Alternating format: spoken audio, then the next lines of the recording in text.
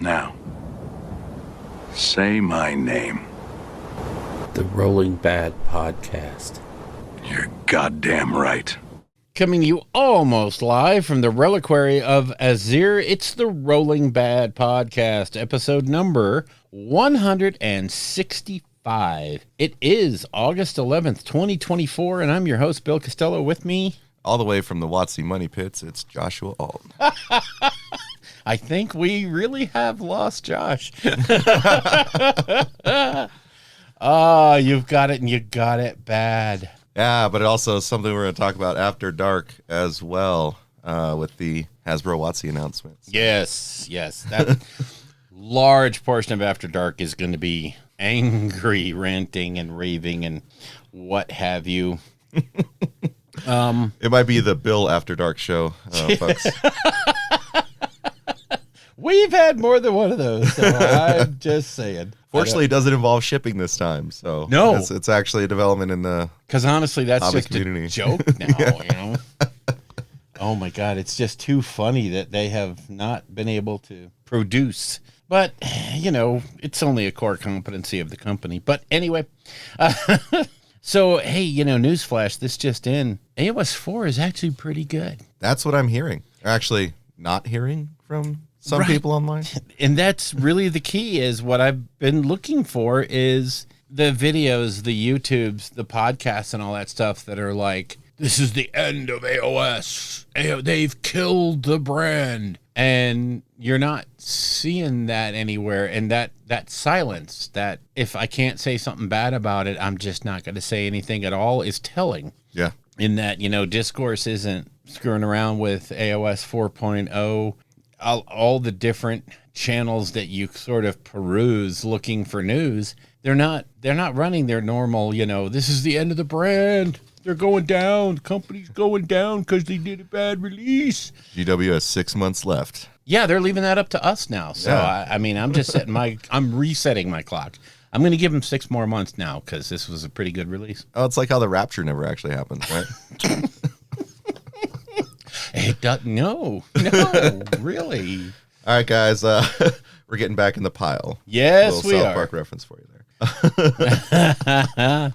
So I have a numbers spreadsheet over here. What? Yeah, I do, and it's got all kinds of names on it and stuff, and it's got names and numbers, and it's your blacklist. It is.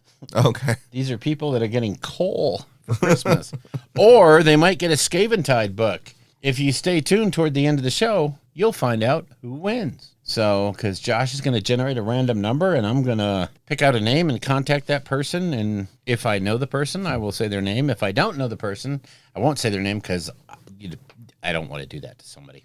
Maybe their wife doesn't know they listen to this show.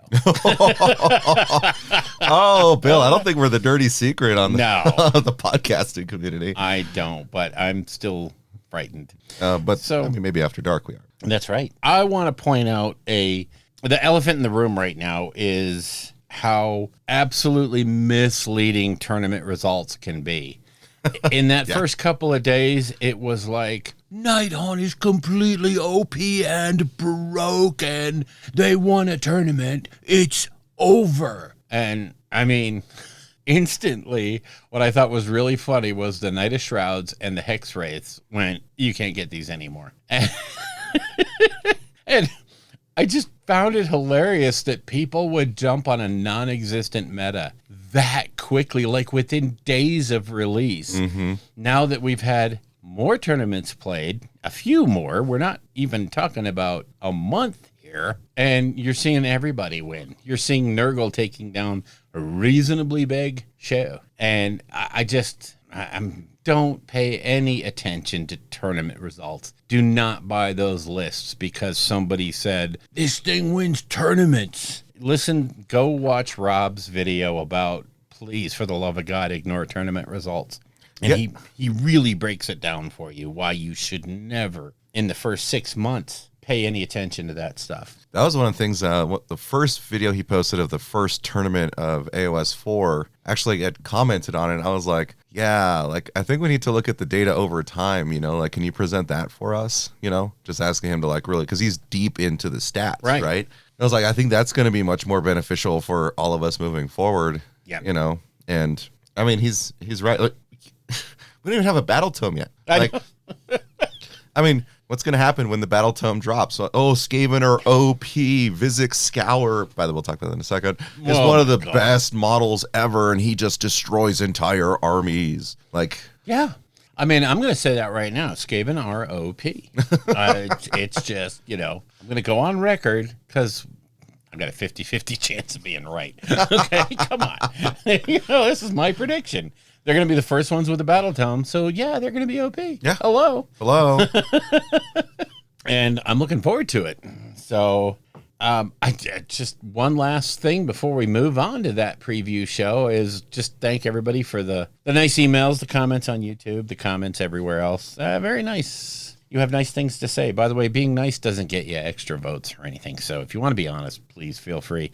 I think one dude was really good. He was in iTunes and he gave us a 3-star rating. And he's like, when they talk about AOS, it's really good. The problem is they don't talk about AOS that much anymore. And I'm like, it's mostly, I understand it, but it's because the edition was over. Yeah. And there was not a lot to cover. That Dawnbringers fiasco was not fun to cover. Yeah. You know, I mean, they were neat, cool books, but they were not fun to cover. And working up the energy to talk about those, knowing that it didn't matter, was hard. So yeah, especially with how like 4.0 was completely changing the landscape because we had so much information ahead of time, and then we have to try and care about rules in these books that aren't going to matter, right? At that point, it was like irresponsible to like even recommend the product. Exactly. That's why we said don't get those last 2 books. Yeah. That's throwing money away. Yeah. And they will not help you going forward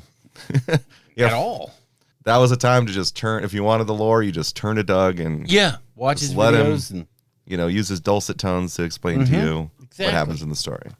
So yesterday they did the promised reveal show for the winner of the fight at Hellcrown, which I think was kind of a foregone conclusion. Mm-hmm. I don't think Stormcast stood a chance, not because they can't win on the table, but because Skaven have been so on the back burner for so long that people were just gobsmacked to have all these new cool models, and having them be the poster children and getting the first book that reveal was off the hook. There was nothing I looked at and went, oh, that's good. Every model hit. I mean, every single model hit. I mean, I think it was similar to like the Tyranids versus Space Marines kind of thing, where it's like, do we like the standard, not good guy, but standard character, or do we want like the cool alien bugs, right? Well, I think this time we don't want shiny lightning boys. We wanted rats. Yeah. Monstrous rats. And absolutely forsaken rats. And then, oh my God, harbingers of a new god rat. Yeah. Oh, Lord, those are... I mean, the models, go watch the preview show if you have not done so. The, what do they call them? The flares, the Doom flares, which I think are the replacement for the Doom wheels. No. The Doom wheel's still there. Those were their own... Yeah. Those were their own model before, but it was really crappy resin. Yeah. Now you get 2 in a box. That's how the unit's going to work now. Yeah. The Globadiers, the Scryer Acolytes, right? God. Have been in $15 individually packaged pewter models for the last 20 years or something. Like, it's absurd. But everything's got style now. Redoing the Storm Vermin. Oh my God. Just bonkers looking good. And the leader guy, I can't remember his name now. The one with the hell sword, the demon print sword. Scourblade, I think his name is. Scourblade, yeah. That sword, the sword's not that amazing looking. It's a cool sword. But the rules that they sort of talked about are off the hook. If you use it, you can't use commands this phase. Oh my. Yeah. It must be good. Yeah. It must have some pretty good abilities. I mean, considering he's somehow got a Vermin Lord, which is a demon. Yeah. In the sword. Trapped in there, and he has to constantly negotiate with it. Yeah. And he has to let it out now and then. I just like, okay, somebody was in a mushroom-fueled haze when they came up with this, and God bless them for it. Oh, my Lord, that's awesome. For the, in terms of potential story stuff that's coming out from this, the talk about how clans Mulder and Scryer are really, like, unifying and working together, at present, right? So we can get the amazing monstrosities and all that. Really encourages me because I feel like that might lead to some cooler Molder style models. I mean, the new Rat Ogres, beautiful. Primo. The Abomination, Hell Pit Abomination, held up. Like, between. It's still awesome looking. It's still horrific. Yeah. The new Master Molder, he actually has a gun. There's so many more guns in the Skaven now, actually. Like, all the leaders seem to have at least a pistol. Then you got that giant monstrosity. Oh, it's going amazing places. New Arch Warlock. Yeah. My favorite part is honestly the custom base that they have for him just as a model. I was like, holy crap. It's just so good. So good. And one thing I liked about this preview show, I think now the version on YouTube is like 14 minutes. Mm-hmm. They did not try to drag this out over an hour with useless interviews. And thank God. What have you? They hit it. They had Phil Kelly, Max, and I can't remember his name. Just my Lord. And the other person who doesn't matter. He's my hero. And Jimbo. God, Jimbo. Jim, my Lord. Jim. Jim. Mitzi and Jimbo from Mitzi and Jimbo fame. They just, boom. Phil talked about the lore. Jimbo talked about how cool it was and how it worked. And the sculptor talked about how they kind of perceived it in their minds and then created it. And I tell you what, you look at some of those models, that new Vermin Lord / Harbinger of, the Rat God. It's like a Vermin Lord on steroids. Yeah. Plus 4. Yeah. I mean, like what it sort of suggests his rules might be on the table where he like drives all the rats into a frenzy. A religious, because they really popped out about how he was a religious leader. Yeah. And able to bring them together and make them forget their infighting, which, for the seriousness aspect of the game, I think it goes a little overboard. The rats should be fun to play. Yeah. And there should be those squeaky voices with repeating every other word. Mm-hmm. And if they're taking that away, kind of like what they sometimes do with orcs, where they try to make them serious. Mm-hmm. And I heard this really interesting thought the other day on, I think, Independent Characters. But it was, one guy was saying how, in his view, when you look at the comedic aspects of, say, orcs or even rat, Skaven, how we look at them as kind of funny, it's the outside looking in. Yeah. When you get that very serious sort of take on them, that's them looking at themselves. Yep. That's from their point of view. Yep. And I kind of like that as an explanation for why you can have Skaven that seem very devout religious and over the top serious about doing all this crap. Yeah. And then on the other side, you can have, rats just doing their double talk and having fun and blowing stuff up. So I just love it. I think Skaven are going to be, it's so nice to see them back in a shape that matters. Yeah. Where they're going to have an impact on the scene. I love it. It's really hard for me to not build the Skaven half of that box and just go, yeah, I love them. Yeah. Yeah, I mean, it was such a smart half of a box to start the army. Oh, yeah. Getting, so many clan rats, getting, your 3 rat ogres to start. You got, your shooters and all. It's a really solid base for a Skaven army, particularly if you didn't have one before or if you wanted to get the resculpts, right? Because I tell you, those clan rats. Oh. 2 pieces. Yeah, I love it. It's just amazing. And they just go, whoop, right together. Yep. Whoop, right together. Absolutely love them. Now we're going to get the update to the Storm Vermin. Like, to me, it's a very intelligent rollout. Yeah. Even if, Skaven had, Great Horned Rat forbid, lost, Hell Crown, it still would have been a good, a progression. Rollout. Yeah. It's really, everything that's in that box I have on the shelf in the display cabinet. It's, I already have a Skaven army, but I want to build this new one just because they're so cool looking. Mm-hmm. Oh, yeah. I cannot wait for some of these new models to drop. I mean, it's pulling me towards the Scryer Molder combination. Oh, yeah. I love the monstrosities that they create. God, they are just gross. I love that. Oh, all right. I think at the end of that reveal show. Oh. I mean, we were texting back and forth during the reveal show, and they dropped that little, look to the skies trailer for next week. And we were both like, what the fuck is that? And, oh, my God, we ended up both freeze framing it and, just going through it frame by frame and seeing, okay, it's a Blood Angel. It's a Blood Angel with jetpack. Okay, that's it. We're getting Death Company's going to be cool. Yeah. First, like, it just happened so quick, and I was kind of like, what the heck, because they do the interrupt transmission thing. Yep. And you just don't even get, like, when you're originally watching it live, you just don't even get a chance to really understand what's happening before it's over. Hits you. And so going back, and I think, we were sharing screenshots, like zooming in, right? Okay, this is definitely a Space Marine, right? Oh, and you can see the red here, but I see black here. And so we settled on it looks like it's Death Company. Got to be Death Company. Yeah. When I first saw it, that glow from the jetpack, I thought was like a KO helmet or something. And I was like, are they bringing squats back to 40K? And I'm like, oh my God. And I started thinking to myself, no, the release schedule is next up is Blood Angel. So no, it's not happening. So I was just like, damn, that looks so. And, the reveals they've already done for Blood Angels are just, God, they're so good looking. But talk about like super smart marketing, like just nested at the very end of a reveal for AOS. You just get this boom. And it's just, oh yeah, that was awesome. And it's not like something, if it had been just a few Death Company on the ground advancing and firing, that's not going to hook an AOS player. No, this is Death Company doing an aerial assault. And then when they come in and you see that hive behind them and the two guns sticking right in your face, and you're like, those guns are bigger than most, cities. Oh, Lord. Yeah.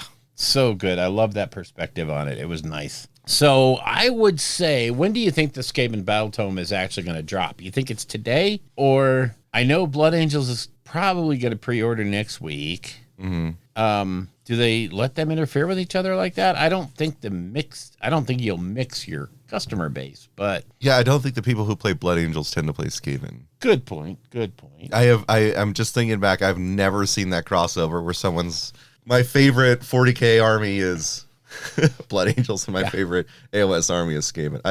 I think that sort of what those two things represent are just so opposite. So I don't think it would interfere. I think they could do it. Like, God forbid they do. And with a 2-week release schedule, you could drop Skaven today and Blood Angels next week. After the announcement on Saturday, So, I mean, they can do it. I don't know. It's up to them. I'm pretty sure we're going to see the Skaven Battle Tome within the next 2 weeks. And a remark on that I really liked that they said, I think they're just testing it right now, is the gamer version of the Battle Tome. Yes. Right? Which is soft-backed, right? It looks like it's just rules, for the army, and you get the cards with it. And I was like, that is awesome. That's where the brain has engaged over there at GW for the first time in a long time. And, I mean, that's brilliant. Yeah. There's a lot of people that don't want to carry this stuff around. Thank you. A question and relevant to our topic today is I wonder if the gamer version would have the Path to Glory in it. So probably not, because if it's going to be the gamer version, it's probably literally for the tabletop, for the game. Yeah, just the rules, and action rules. And that's okay. Yeah. Because there's a lot of competitive, armchair competitive, not, tournament scene. I have to win. Mm-hmm. But there's a lot of people that just want the meat. They don't want the flesh. Mm-hmm. They just want that meaty part to play the game. Mm-hmm. I can catch up with everything else later. I can watch Doug to find out what the lore is. Right. I can listen to those two idiots in New Mexico to find out how the Path to Glory works. And if I'm intrigued, I go by the book, Yeah. Who knows? Yeah. And hey, we know we'll be doing better because we'll be talking about AOS. That's right. Do we talk about AOS? No, this is a Conquest show.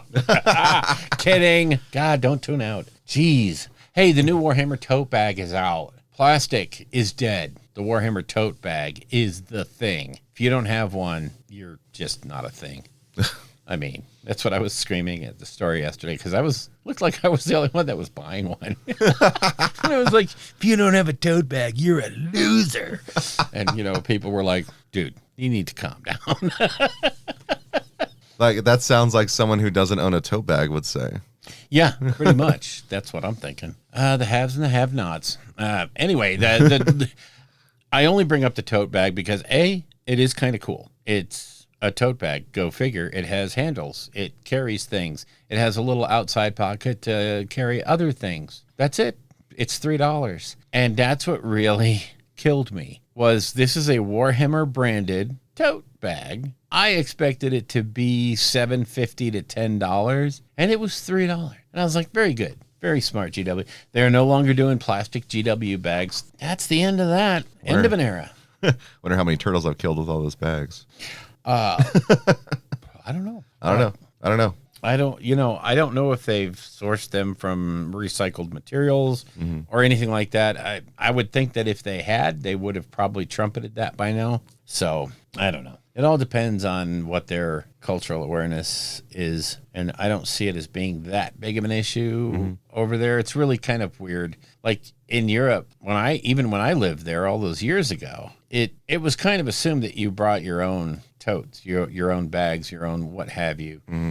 Stores generally, except for the big stores, the Aldis and the super stores and stuff, they generally didn't carry bags. You had to figure it out yourself. Yep. It's really only in America that we've just said, oh, it's a customer convenience thing, and getting away from it now, which is cool. But let's go into hobby. Let's talk. You want to start? Because you have one line. Come clean, Josh. Of any 12-step program, step 1 is... I'm not admitting it's a problem.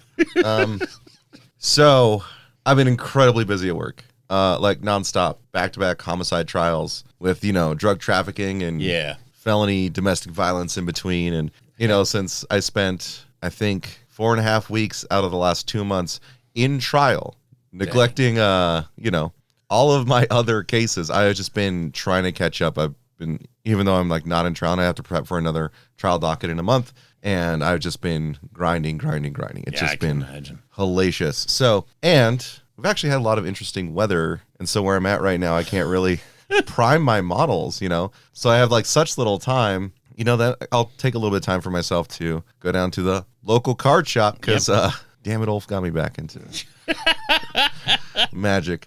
And it's I talked a little bit about last time, like, oh yeah, here's my Eldrazi deck, and I want to do this other deck, and it's out of hand now. Because then I was like looking online for deck ideas, and this is competitive EDH commander. Let me look at this stuff. Oh my god, these are so cool. These combos are insane. This is like next level play. Oh my god.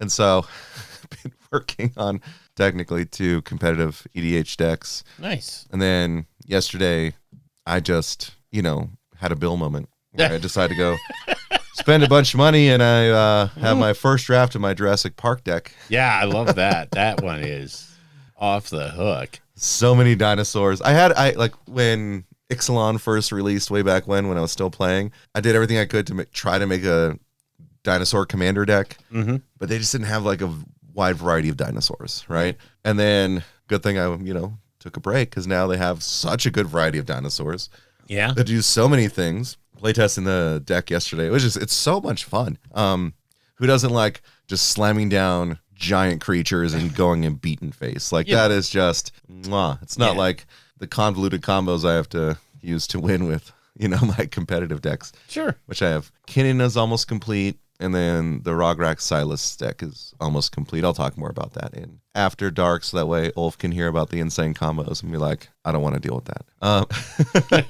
But that's what I've been doing, because it's easy for me to sit there and like just go through cards and stuff, and it's like it's meditative, but I haven't been able to prime my Skaven half, and I don't have time to go anywhere to play games really. I know. That's the worst part is trying to get that time going. You can always bring them over here. I'll prime them. It's not a big deal. Oh, I mean, I got the airbrush. I can prime anything. That's true. So, that's true. Yeah. Yeah, I've just been sitting there like, all right, hopefully the humidity goes down. Oh, that's a no-win. Yesterday I was out. Well, when I get into my stuff, I'll talk about it. But yeah, it was such a pain trying to find that morning that is both not raining and the humidity's down enough where you can spray. So I've actually had to resort to a lot of airbrush priming for a lot of stuff, which I'll get into now. Because I did some stuff. You did some. And what's really bad is it's been 3 weeks since we recorded because had to take last weekend off. We had a event up in Santa Fe to go to. But that first week I was just swamped with other things. And then I had a week where I did stuff. And then this last week has just been absolutely nuts as well. So this is all literally in the space of a week. So I got the Daughters of Cain Spearhead built. I have not primed them yet because I'm lame and I left them. I literally forgot to prime them when I was doing everything else. So I was just idiot. Oh, well. The Night Haunt Spearhead, as I say, don't get caught in the meta. But I was looking at my Night Haunt army and I was like, yeah, I mean, I've got the Spearhead, no problem. I've got, everything Night Haunt. And then I realized I didn't have any hex rates. Oh. I had never built them. So I got those together so that I could, just field the Night Haunt Spearhead. I built the Seraphon Spearhead just because the new Croxagore. Yes. And they're just, oh, God, they're so nice. Their new rules are actually good now. Yeah, Yeah, like when they released them, like these are some of the coolest sculpts I've always wanted, Croxagores, and then the 3.0 rules, you're like, ugh. Oh, wow. They're so, yeah. I have to have skinks around them. Yeah. Okay, I guess. So good note. Real quick note. I hate building hex rays. Their arms and like how they hold their sides, it's the literal worst. It's the worst combination of ball and socket, but also strange structure to try and hold it all together. It's the worst thing. They are almost as bad as Spirit Hosts. Which, incidentally, Spirit Hosts, if you've never built a Spirit Host, don't. Because it's just literally just pour some glue on your desk, throw the parts down. Whatever comes out is your Spirit Host. And that will be the experience if you try to build them. So. Yeah, it's true. They are so bad. And the problem is the illustrations are so... I have seen people that made a separate instruction sheet for how to build Spirit Hosts that is heads and tails above what GW put out. Again, Spirit Hosts have been out for 10, 15 years. They're terrible. And it has to be the ghosty faction, right? It has to be the one that like everything is so delicate and will probably break if you breathe on it too hard. And has 1 or 2 attachment points, and if you don't get them just right, it's literally just glue to glue. And that's what most of the time I take my Spirit Hosts and I just use the bits, the heads to adorn other things. Yeah. And I don't build, but I did build 9 of them for my old list. Ooh, that was fun. Not even a little. So moving on from that, I had a moment which was so weird because Perry said he wanted to learn how to play Legions Imperialis. Okay. And I went, I'm sorry. Have we reached Armageddon? Has hell frozen over? What is this? And he's like, I watched some videos. It looks really cool. So I took my stuff down there and we basically played a Raven Guard versus Gray Company. And, just literally did a teaching game just to show him what the rules are, what it looks like. And Jesus, he was hooked. By that afternoon, we had gone down to the store there and he picked up the box set. He does not want to do Solar Auxilia. So I've been working on my Raven Guard, for a long time. Really love them. They're so easy to paint and so much fun. Yeah. And so I built and primed and have started painting 3,000 points of Solar Auxilia.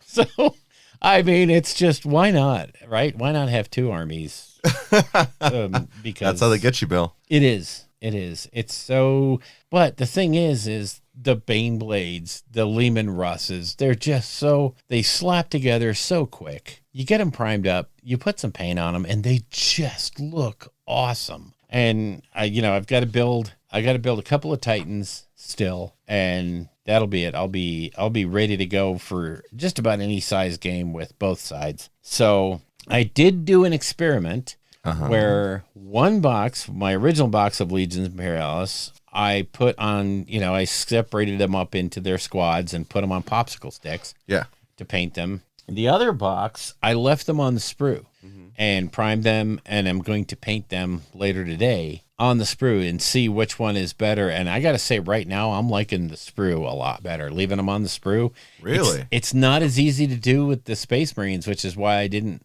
do it immediately.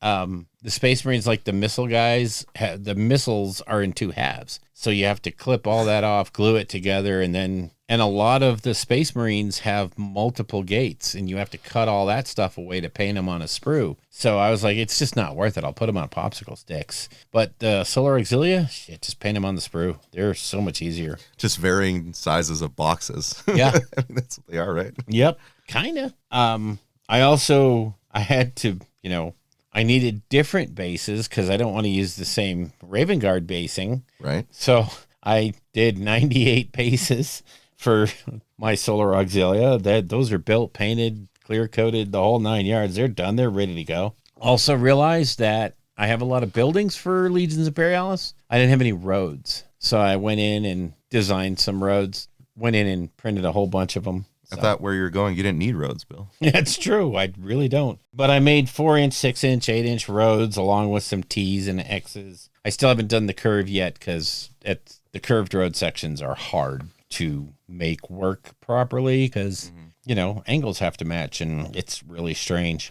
I'm still working on getting the Conquest movement trays, but I will put the STLs up on the Discord probably when I put everything else on there. So that's just a taste of what I've done. So I got my 3 spearheads ready to go, the ones that I want to do right away. And, getting ready to go on those. Got to paint. So that's kind of where I'm at hobby-wise. Battle-wise, I like your entry here. Oh, yeah. Yeah, one of the homicide trials that I just got out of, it was a vehicular homicide trial. Oh. And I say it involves a doggo. Don't worry, doggo was not harmed physically. But it was a tough case. So that consumed me for so long. I mean, I guess I have been goldfishing my commander decks a lot. Yeah. Just trying to test them out and everything, which is to me super fun. It's trying to see the lines of play and combos. Sure. You get more in After Dark, so nice. You have to wait off for that. But you got some Spearhead in. I did. I got 4 games of Spearhead in. Had just a lot of fun. It really boggles my mind that in those 4 games, and it was played Duck twice, Skaven once, and Nighthaunt once. I went 2-2. Whoopsie. But none of the games were ever at a point to where it was like, we can just call it. It's over. They were just so going back and forth with the secondaries mattering every turn. It was just so much fun to play. So engaging. And at no point during the game was I sitting down going, well, I'll wait for him to do whatever, he's got to do. Because you're always engaged. There's always something. They really nailed it with Spearhead, and more in a larger scale. They nailed it with this rule set. There's very little opportunity for you to just sit there and be bored while the other person's taking their turn. Oh yeah, the reactions made this such a interactive game. Even though it's an I go, you go game, it has so many elements that you have to keep track of. It's engaging. It's fun. It's very well thought out, well planned. They really, like I said, they nailed it. There's not a lot of people decrying the rule set online, which, at this point, and in addition, you see all the haters coming out. At this point in 10th edition, oh my God, what was the dominant thing at the 3-week period was Eldar are so broken that it's going to destroy this game if they don't fix it. And, there's none of that in this one. None of that. Yeah, they didn't. The design team was just so smart about this, right? They could, actively look back if they had to and see like, wow, that was a big issue in 40K. We don't want to have that. Yeah. Right. But like the rule set is just, it's clean. It's balanced. You having a 50% win rate over 4 games is exactly how Spearhead should be working. Exactly. It's just so refreshing to play a game that is at once engaging, exciting, and you stand a decent chance of winning or losing based on how you play, not, oh, I brought the wrong faction. I love that. And, granted, our faction choices right now are relatively limited, but we're taking care of that as best we can. Yeah. So we're doing what we can to make it work. Yeah. So I think Spearhead is going to be probably the biggest hit out of this edition. People have been crying. I've been like calling for it for so long. Yeah. That they finally gave the people what they wanted and they did it right. Yeah, they nailed it. And the thing is it speaks to the main game being just as good. Yeah. At least the mechanics of it are going to be playable and fine. I think still manifestations have to be reined in a little bit. They have to rethink that. I think there's a general opinion that that's true across the board, but I'm not terribly worried that they're going to let it go to the point of it becomes a serious Eldar type issue. So I'm very happy with 4.0. But let's take a quick break, and then we're going to jump into the lore section where we're going to really dive into the Path to Glory system and how much improved it is over the previous system and where we think it's going to go. Oh, yeah. Bye-bye, boys. Have fun storming the castle. Think it'll work? It would take a miracle. Okay, we're ready to do the lore section, which is Path to Glory. And I want to start this out by apologizing. During our original coverage of the book, I don't want to get you involved. in my zeal to talk about how much fun it is to build up a leader in Path to Glory, I think I may have glossed over the fact that you build up all your units. It's not just pick a leader and build them up. Yeah. You're building up all your units, which we're going to cover today. But if I gave that impression, I apologize. In editing the show and listening to it, I'm like, oh, you were really in the tank over that leader thing, dude. Wow. Maybe you should have been a little more broad, but hey. So in the new Path to Glory, I think the biggest changes, and you hit this one on the head, was no territories. Thank you, God. Yeah. The territory minigame that you had to play all the time, which is, I should say, only barely beats out the original Aftermath sequence with I need to determine how many injuries and everything sustained and blah, blah, blah, blah, blah, blah, right? The Aftermath sequence, including all the territory BS that you had to do, sometimes took longer than the game. Yeah, it could get very distinctly onerous to do those Aftermath sequences. And it was one of those deals where you kind of had to do it in the presence of somebody else. Yes. Because if you rolled that 66, you wanted somebody to see it. You wanted to be like, holy crap, look what I got. And whereas if you just went home and did it and, did all your casualty stuff, there's always that question of, oh, you got your number 1 terrain thing. That's so cute. Isn't that nice? Yeah. Okay. And we'll get to it when we get to that section because we're gonna go through all of this. But they're saying the Aftermath sequence now should take about 5 minutes to do. Yeah. Amazing. Yeah, and looking at it, if that, because it's not that hard anymore. Mm-hmm. But let's start covering. You talked about it. It's the lack of terrain stuff. Yeah. The one thing I want to say also, I think is a huge change is the new scenario structure and the way they have presented the scenarios for the Path to Glory Battle Pack are so much better. The twists are built into the battle plan, so they make sense with each battle plan as opposed to, having some drunken general thing. Well, I mean, some of the secondaries are drunken general. You're always just screaming around the board trying to do different things. Yeah. But to me, that's fun. A lot of the scenarios have limitations on faction terrain, which is another beautiful thing. So if you're on the attack, chances are you're not going to be able to bring your faction terrain. Okay, generally you can't bring your herdstone with you. Okay, now if you're on defense, hell yeah, your herdstone's going to be right there.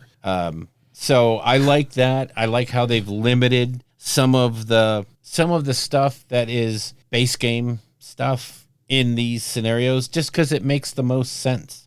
But the most important part to me is the equality of the scenarios. Yes. And how they pay off in rewards, and how losing a scenario is bad.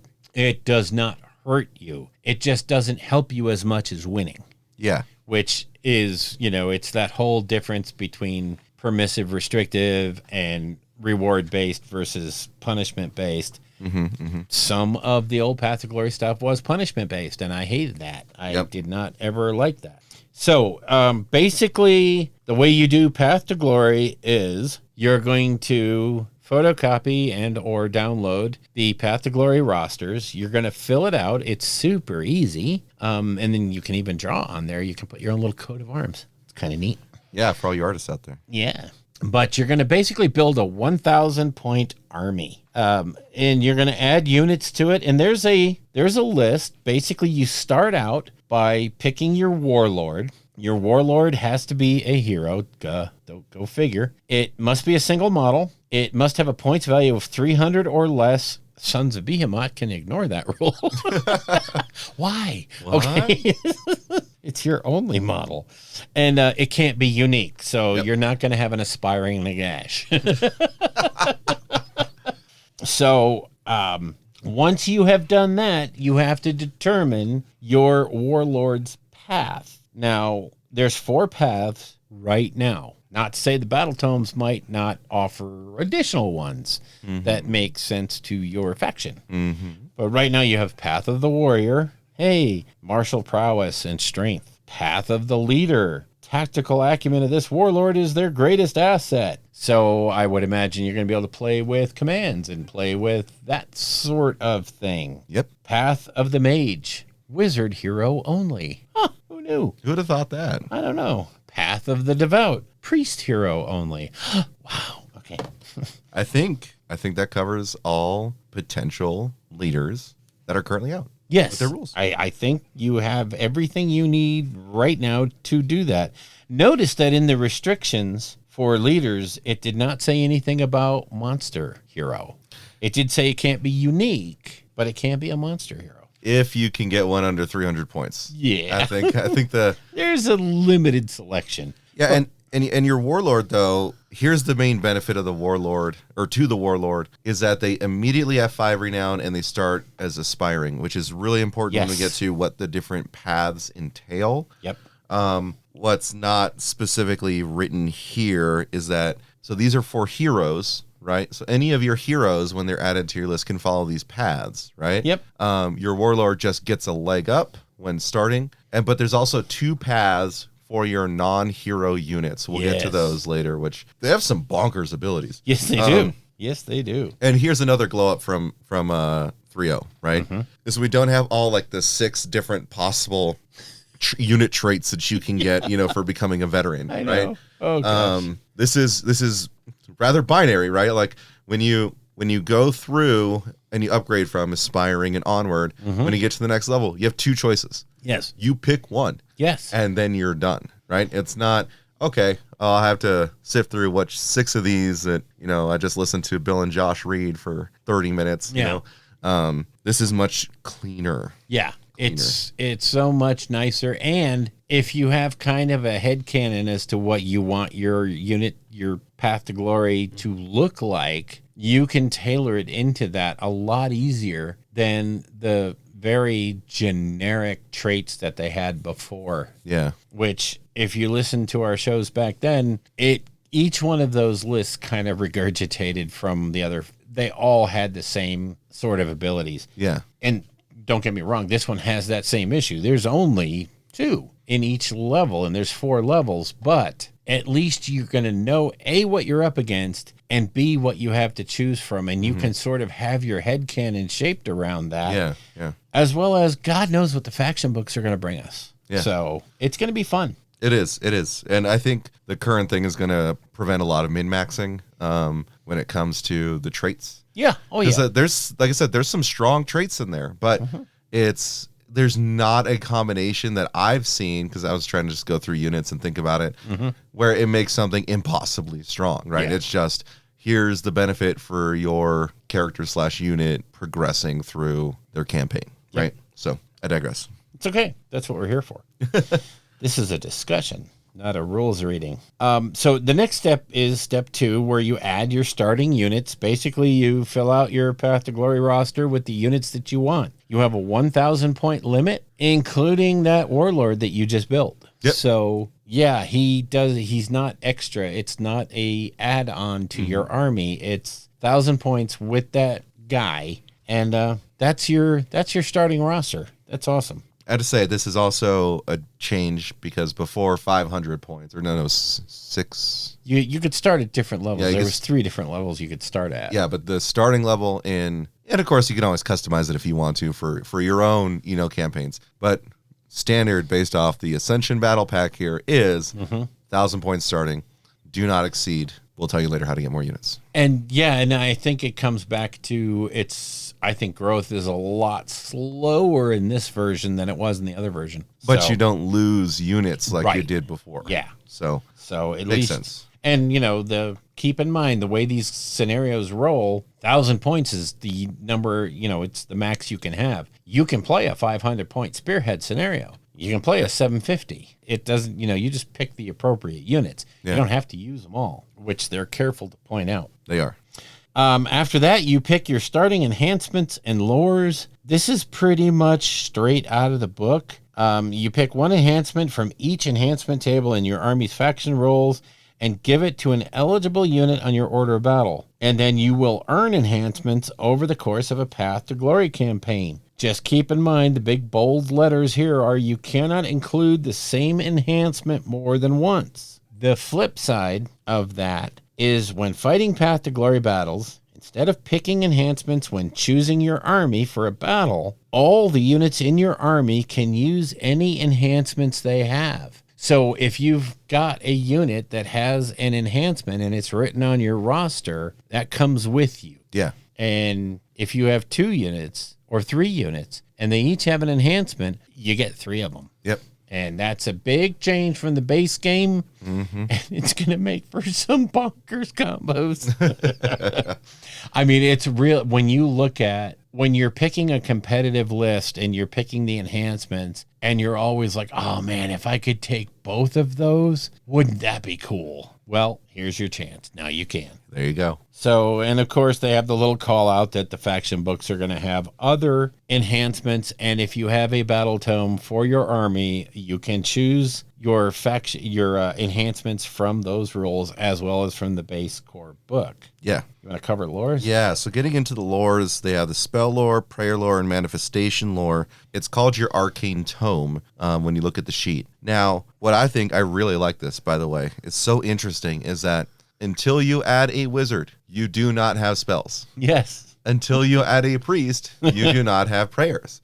Who knew? But I think that's really cool in the sense that, let's say you start out and you're like, oh yeah, I'm doing this martial prowess type thing, but then, he meets a wandering, mage and joins up with the party, right? And all of a sudden you're bringing a new dynamic to your army. Pretty straightforward with it. This wizard, as soon as you add him to the order battle, you pick 1 spell from a spell lore available to their faction, plus 1 spell from a manifestation lore, right? Yep. So it's just a spell. Yes. Right? It's not access to all spells. You don't have access to the whole book, just the one you pick. And so wizard gets you your endless spells, right? Yep. And your normal spells. So that's how you start getting there. I love that it's pick what you're going to have. Because it's going to have some flavor to it. Yes. Right? When we get to quests are still around. I actually like quests now. Yeah, they're cool now. They're actually pretty cool now. I really like the manifestation one. It's probably my favorite. And I like every time I read, I'm like, that can't get out of hand. Anyway, we'll get there in a second. Same thing for prayers, right? So, I just added a priest to my roster because, some of my troops were feeling down and out, and so I wanted to bring a little bit of, someone to bring the faith back up, right? Here they are. Whip. Here they are. Okay, so now I get a prayer and one of the manifestation lores, right? That priest has access to. And a manifestation, not the whole lore. Yep. A manifestation. So when you look at that lore, you're picking one of them to write down. So they're keeping it in check. Mm-hmm. I love that. Now, you have a max of 6 slots per lore, right? Period. Full stop. Yeah. So if you max it out and you're like, I want to get this one, you must remove one of them. Get rid of one. Yep. Yeah. So that really stops the sort of metagaming aspect of someone who's just like, I'm just going to get every manifestation lore that there is and have any endless spell at my disposal, Right. No, it's not going to happen. But it's still going to let you build a magic heavy army. Oh, yeah. You can build a crazy fun magic heavy army. And the beauty of it is by picking the spells, you actually have more less flexibility, but you can still tailor it to what you want. Yep. And I love that there's a built-in limitation to avoid it getting completely out of hand. One of the things, too, is that you do not need to have a wizard or a priest at the creation of your army. Right. The rules still allow you to bring them in later. Yes. If you didn't have a wizard to start, when you bring them in, that's when you start adding your spell and manifestation lore. Same for priests, right? So very straightforward. I absolutely love that aspect of it, right? It is. It's great. So after you've sort of figured out that part in your roster creation, you have to pick your first quest. Tell us about quests, Bill. Okay. So quests are what you go on when you want to find stuff. No. So you're always going to be on a quest with your warlord. It's important, and it's also very, very free form. You can drop a quest in any aftermath sequence and pick a new one. But the way they've structured the quests is so much nicer, and obviously will be expanded in the faction books. Oh, yeah. But basically, the final step in setting up your warband is to pick a quest for your army to embark upon. It's literally a goal that your warlord is currently trying to achieve. You write it in your quest log, and just like before, they each have basically quest points that you're trying to get during the game. And as we cover the quests, you'll see what those are. When you complete the goal, you will get the reward. And most of these are pretty self-explanatory. Yep. So I will cover, the left side, you cover the right side. All right. So the first quest for my side is search for the artifact. Go figure. At the end of each of your turns, you can pick a friendly hero. Doesn't have to be your warlord, just a hero that is not within friendly territory, is not in combat, and is within 1 inch of a terrain feature. If you do so, roll a die. On a 4+, you find a clue and you gain 1 quest point. Once you have 3 quest points, you can complete this quest. When you do so, you get 1 artifact of power to an eligible hero on your order of battle. Simple, straightforward. This is easy. It's the Night Questor's quest. Yeah. Right? Pretty much. Like literally looking for clues to find artifacts of power and bring them, to the army. And having a leader near a terrain piece not in friendly territory is probably going to be reasonably easy to get. Mm-hmm. And at no point does it say, if you roll for this, you can't do a command or nope, doesn't say. This is in addition to everything else. Yep. So next quest is to learn ancient scriptures. Guess what? This is limited to friendly priests. Oh. Yeah. Is that what scriptures relate to? Yeah. That's odd. Huh. But basically, each time a friendly priest is given 4 or more ritual points, you gain 1 quest point. Once you have gained 5 or more quest points, you can complete this quest. When you do so, you can pick 1 prayer from a prayer lore available to your army's faction and add it to your prayer book. What? That's easy. Easy peasy. Oh my God. All I need is 4, and it's not like spend them. No. You spend them on what you're going to spend them on. Just once you have 4, boom, quest point. I just love the idea of for me, little plague priest just sitting in the back and just every single generating. Time. All right. Got the points. Using Unleash Prayer, right? Yeah. In your enemy's turn, your opponent's turn, to just keep generating it. And you're like, in 3 turns, I'm going to more than likely have enough to get a new spell. Yeah.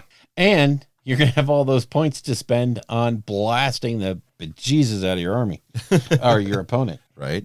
And the last one I'm going to cover is the quest Seek Glory in Battle. When you embark on this quest, pick a unit in your order of battle to be the Glory Seekers. Boy, don't we all know one of them? I'm sorry. You can complete this quest the next time you win a major or minor victory and the Glory Seekers unit took part in the battle and was not destroyed. When you do so, the Glory Seekers earn D3 plus 3 additional renown points. Okay, absolutely simple. You have a unit that you want to get ranked up. Yep. Boom. That's the one. I mean, literally, it's a catch-all. If you have nothing else to do or you don't need to do anything else, boom. That's an easy one to pick. Oh, yeah. All right. Oh, yeah. Next one is Master Magical Lore. Guess what? I wonder what that is. Sounds like wizards, right? So each time you make a casting roll of 8+ for a wizard, you gain 1 point. Simple, straightforward. You can get a little diced on this one, but you only need 3 quest points to complete it, right? Yeah. So when you do, you get a spell from your spell lore. Yep. Available to your army.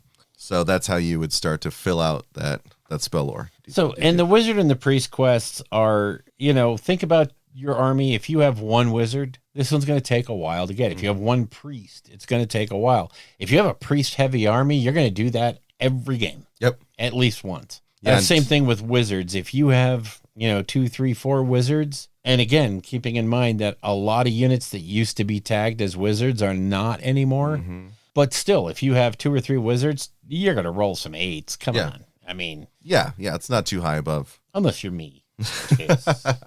You'll never see a quest point. But anyway. Stick with the priest, Bill. Stick with the priest. No, I will. Next one, this quest is Harness Manifestation. I absolutely love this.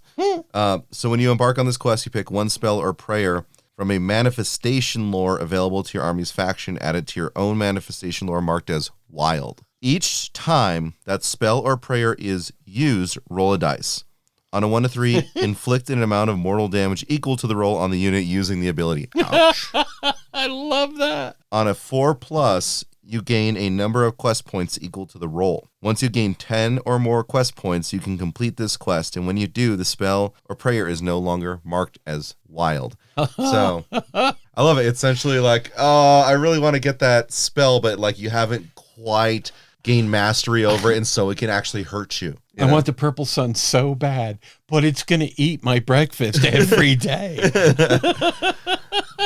Yeah, so that's really fun. Like the lore implications of what that is, where you are actively trying to like manifest this thing, and it's you gaining mastery over it, right? Such a cool concept. I think the largest number of laughs in a Path to Glory game is going to come from that quest. Right, when someone keeps blowing their priest up. Exactly. Just trying to master Every time I roll a 3. Well, it's 3 mortal wounds. 3 mortals. Ooh. Sucks to be you.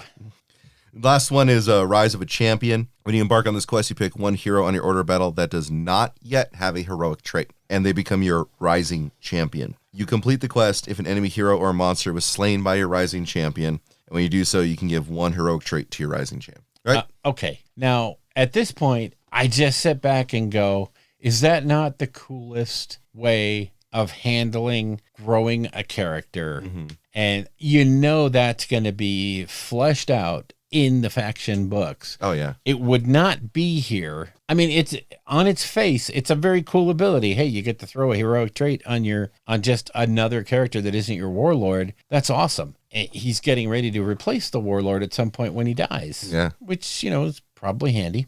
But it's just, you just know they're going to be able to pull that string as many times as they want, and it's going to be awesome. Oh yeah. Now, if you're following along in the book, the next couple of pages after that are the like really quick snippet, the War in Theria. I really liked this because it wasn't that like 10-page spread in White Dwarf, right? Very straightforward, gives you an idea, just illustrating what this sort of entails. And I do appreciate that because it was much more demonstrative than we've seen in the past, right? Yeah. So if you just needed to actually figure it all out, there you go, right? Yep. So then after that, we go on to, battles, Bill. Why don't you take it from here? Sure. The next thing they cover is, just literally how to fight a Path to Glory battle. It's not that much different from any other normal battle. You pick your armies. Each player picks an army using the rules in the army composition module. Go figure. So you're going to set points. You're going to figure out what units you're going to bring. All units in your army must be drawn from your order of battle. If you include your warlord, they must be picked to be your general. Yeah. So you have a little flexibility there. You don't have to always take your warlord. Chances are you're going to want to do that anyway, but there's going to be times when you might not want to. Yeah. So they give you the option. Under enhancements, only enhancements on your order of battle can be used. Only the ones you have written down can be used. However, there's no limit to the number of enhancements your army can use in the battle. For example, if 3 of your heroes each have a heroic trait and artifact of power, all of them can be used. Big change from the regular game. Oh, yeah. That's where it gets really crazy, and that's where you're going to see some combos start to occur, I think. I think it's going to be fun. It's going to be fun. And this, keep in mind, this is all narrative. Again, when they get to lores, you don't pick a lore for your army. Instead, you just you have your sheet which gives you your spell lore, prayer lore, and manifestation lore. You can only do what's on that book. Yep. You then determine what battle plan you're going to fight. We're not going to cover each one of those. You can look at them in the book. They're very cool scenarios. I think they're very flavorful. Me too. And I like the way they have it set up. And then they cover the setting up the battlefield with, hey, how many points, what size board do you need? Pretty straightforward. We're pretty used to this table. How many pieces of terrain to put on there. Very straightforward. The way the battle length in the scenarios for Path to Glory works is at the end of the 4th in each subsequent battle round, you roll a die. On a 1 or 2, battle ends, 3 up, it continues for another round. Kind of a throwback to the old days and how games used to end. Yeah, but this will go all the way to the 7th battle round. Sure. Which is, again, different than core. Yeah. And makes for, I think, really interesting battle lengths. Like you have no idea if it's going to go 4 rounds or 7. And, it's there's going to be times you want the game to go on so you can get more shots at getting those wizard points, those hero points, the manifestation points. And there's other times you're like, oh, please, God, I've got the lead. Just let it end. Right. And then they cover the reserves, how you handle that, how you handle deployment. It's usually covered in the scenario. Each battle plan has a twist table at the start of each battle round. If there is an underdog, they roll on the twist table. If there is no underdogs, they roll off, and the winner rolls on the twist player and applies the effects as though they were the underdog. So the twists are, again, read each one of these scenarios. They have some very interesting tweaks to them. Read the scenarios carefully. It's going to tell you that you can or cannot take faction terrain. It's going to tell you what is going to happen with deployment and all these other things. Read them carefully and know what you're getting into before you get into it. There are fun scenarios. Some of them you will recognize from the names of them. Yeah. They play markedly different than the old versions. Now, here is a huge and key point to fighting a battle. The glorious victory. When the battle ends, if a player has a victory point level lead of 5 or more, they win a major victory. 1 to 4 point lead, they win a minor victory. Anything else is a draw. Or if they're tied, it's a draw. Yeah. So you're going to want to track your major and minor victories because that factors into your quests and other things. Yep. Now, the biggest thing is withdrawing from battle, which is not an option in the regular battle packs, but is here. During the battle, you have the option to withdraw if the cost of fighting on seems to be too steep. At the start of your hero phase, you can withdraw if at least half of the units from your starting army have been destroyed. If you do so, all of the units in your army that are still in the battlefield are removed from play, but they do not count as having been destroyed. Big key there, because some you just know that some quests and what have you down the road are going to be based on destroyed units. If you withdraw, they're not destroyed. If you withdraw, your opponent wins a major victory regardless of the victory conditions of the battle plan. But this is big because, hey, it's just not worth getting all my units killed over this. I really like that. Yeah. So, okay. And then they talk about Sorry about that pause there.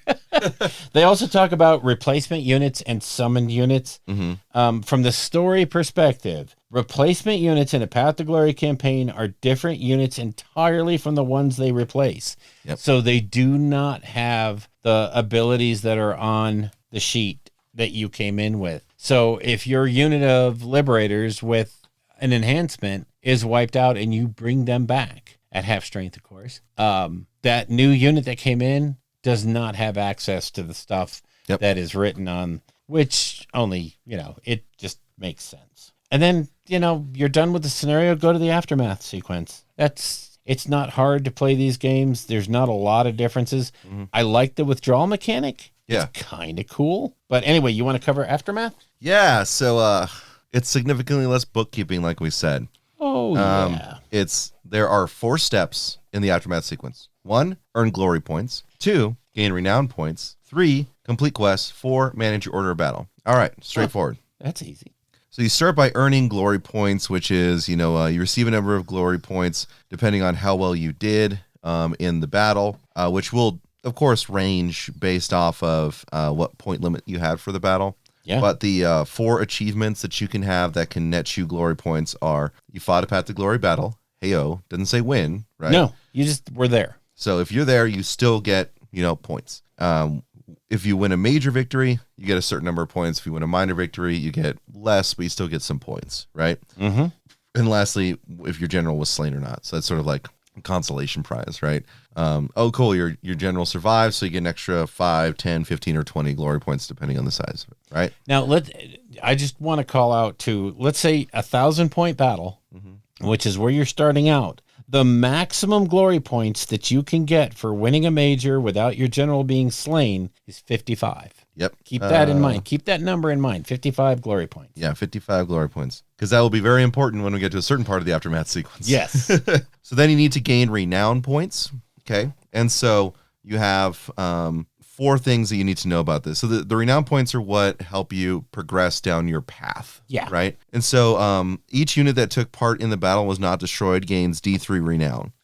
If it was destroyed, though, you get 1 renown point. So everything at least gets a renown point. I died, but I learned. Right. Oh, yeah. Then you get to pick your favorite warrior, right? That's 1 unit that took part in the battle, and that unit gets D6 renown points. But you can't be your warlord because they knew you were thinking you were going to try that. Exactly. I love that. And then, of course, there's bonus renown points. It's usually like a scenario-based, right? So there's achievements in the different scenarios that award renown points. Keep an eye out for those. Yep. And for all of you who are thinking like, oh, I'm going to have this Nagash escalate all the way up through the path of the wizard. Nope. No. Unique units cannot gain renown points, which is, I guess you could technically put them on a path, but they'll never go anywhere. Right.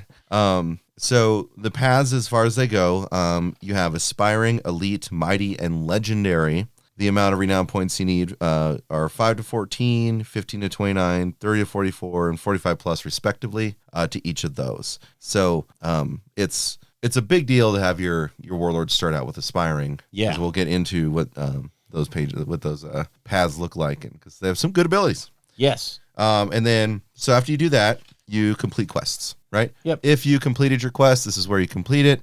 If you're like, man, I don't want to try and wrestle with this manifestation anymore, I'm going to give up on the quest, right? You can do that there. Then the 4th step is managing your order of battle. This is not complicated, not like it used to be. Well, this is a full page of rule. Oh, no, wait. The image is the full page. Yeah. The text is like a quarter of the page. So you can spend glory points to do any of the following. You have 3 options. You ready for it? Yes. Add 1 new unit to your order of battle. Reinforce 1 of your units, or retire any number of units on your order of battle. So if you're adding new units, then you, and this is what Bill was saying, why it seems like it's a slower grow, right? Is because you need to spend a number of glory points commensurate with the point value of the unit that you are attempting to add. Right. So it's 140 points for this unit, right? For a unit of 10 somethings, right? You need 140 glory points to get that. So you need at least 3 scenarios under your belt with big wins, max wins. I love it. Yeah. You're not going to have somebody just running away because they got a few glory points bonus, a few renown point bonus. Yep. They got the right terrain roll at the right time. All of a sudden they added, 4 more berserkers to their, okay. Yeah. Not happening here. Not happening. This is a very slow grow. You're spending glory points as well as all of your renown points to get these units. Mm-hmm. And I love it. I absolutely love it. And then when you have reinforcing units, same thing as adding a new unit. You get to reinforce it once, right? Because of the rules. But you have to spend the number of points commensurate with reinforcing them, right?